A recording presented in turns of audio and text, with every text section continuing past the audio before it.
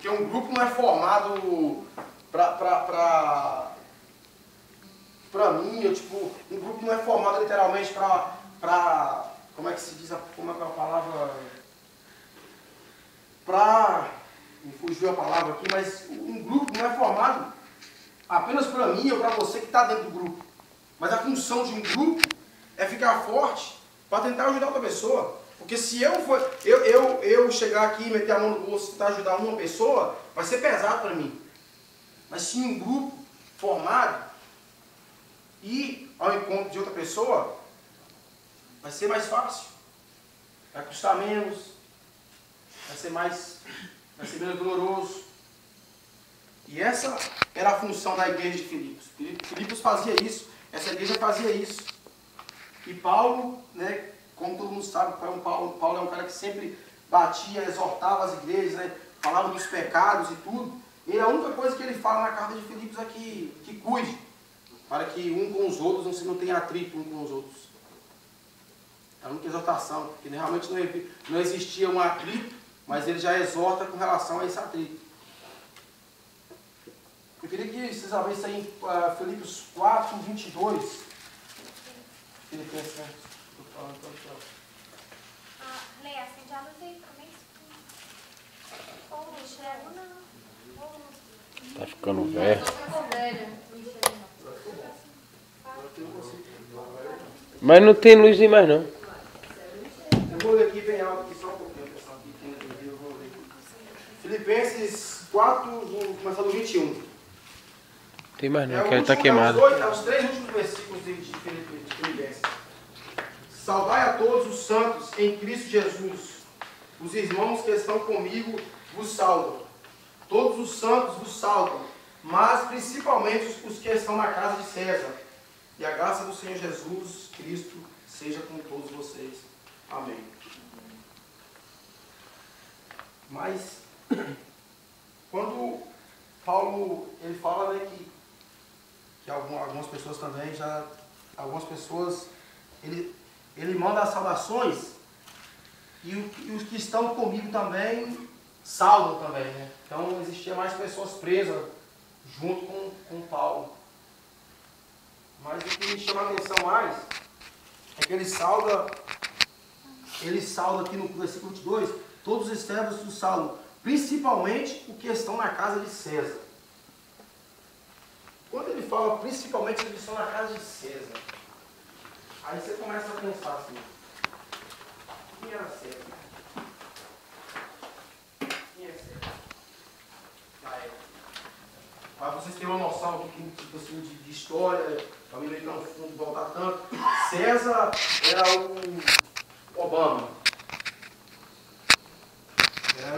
Na época ele era um rei, né? Então César era o Obama da época.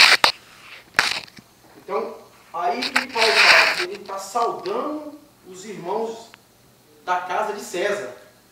Os soldados, os faxineiros, as pessoas que ali estavam, os tesoureiros, eles saudavam o povo que estava na casa de César, que estava no palácio, que estava na Casa Branca, as pessoas que estavam no topo.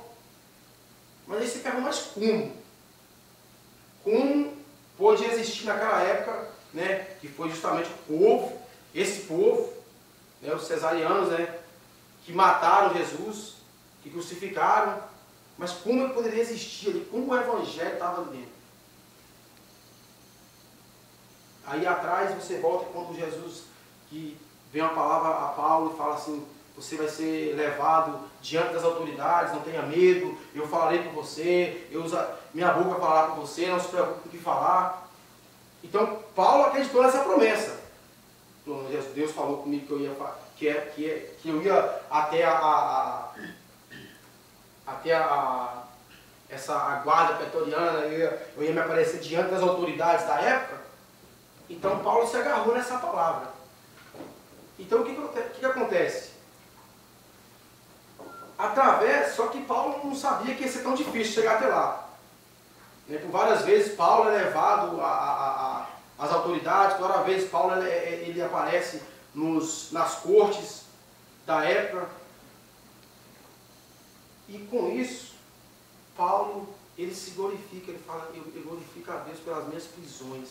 Aí você começa a montar um quebra-cabeça, né? Paulo fala uma coisa numa carta, ele já fala outra coisa em outra carta, e aí depois você pega no final desse texto, você pega um resumo, no final desse texto, ele fala, eu agradeço, eu glorifico a Deus, né? Ele pede para os irmãos saudarem os servos que estão, os cristãos que estão no palácio, que estão na casa de César. Aí você começa a pensar assim, rapaz, como que o Evangelho chegou nesse lugar? Como que o Evangelho conseguiu atravessar as paredes dos palácios? Como que o Evangelho conseguiu entrar dentro do palácio? Como que o Evangelho vai chegar a ter um deputado? Como que o Evangelho vai chegar a ter o Obama? Como que o Evangelho vai chegar a ter o Senado? Como? E a gente fica perguntando como que o Evangelho pode ir tão longe? Como que naquela época o Evangelho pode ir tão longe?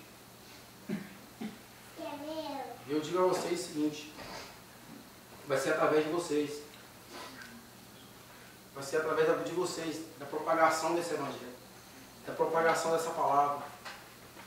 Sabe, de não ter medo, de não ter vergonha de falar essa palavra.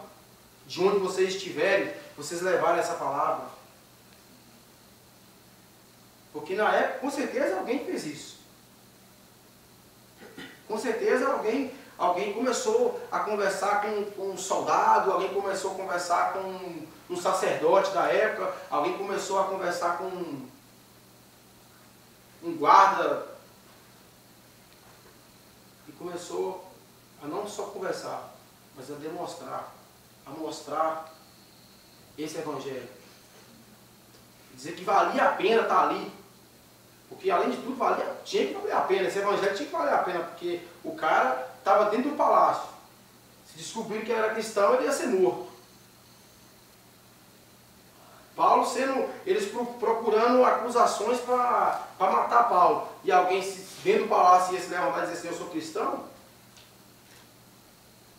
E na verdade existia, porque ele pede para o povo da igreja saudar o povo de lá. Então o povo de lá tinha contato com o povo de cá. Era muito risco. Mas para eles vale a pena. Para quem levava o Evangelho vale a pena. E para quem estava lá dentro estava valendo a pena. Porque tem que valer a pena. E às vezes nós temos medo. Às vezes nós temos medo de levar esse Evangelho. Às vezes nós temos medo de propagar esse Evangelho. Temos medo de conversar com nossos amigos. Até dentro da escola. Até na rua a gente tem medo às vezes de dizer que é cristão. Dizer assim, não, é melhor não conversar, é melhor não falar nada, eu não vou dizer nada, vai ficar tudo tranquilo, eu vou trabalhar com esse cara, ele não vai saber quem eu sou, de onde eu estou, porque ele vai começar a falar, eu não vou... Sabe, esse não é o Evangelho, esse não é a característica do verdadeiro Evangelho de Deus. Porque esse povo de Filipos, eles batiam no peito e diziam, nós somos cristãos mesmo. Eles davam as caras mesmo e iam lá na prisão e falavam, não, aqui é a igreja de Filipos que está mandando para Paulo. Eles davam a cara a tapa mesmo, eles valia a pena. Esse Evangelho vale a pena, gente. Esse Evangelho custou a vida de Jesus. Sabe? Custou sangue, foi pelo sangue que ele restaurou esse Evangelho, restaurou essa comunhão com Deus. Vale a pena falar desse Evangelho, vale a pena dar esse testemunho, vale a pena ser esse grupo forte que apoia, que ajuda, que as pessoas precisam de ajuda. Hoje você está bem, amanhã você está mal. Isso faz parte da vida. Jesus falou que na vida teria aflições. A gente vai ter momentos bons, a gente vai ter momentos ruins. Mas tem que valer a pena esse Evangelho. Porque tem muita gente que queria estar aqui no nosso meio hoje. Muita gente. Quem é que não queria estar no meio de uma rapaziada dessa? Quem é que não queria estar aqui? Sabe? Tem gente que está em casa, não tem nada para fazer. Tem gente que fica o tempo todo no computador, sem nada o que fazer. Seu amigo, tá lá.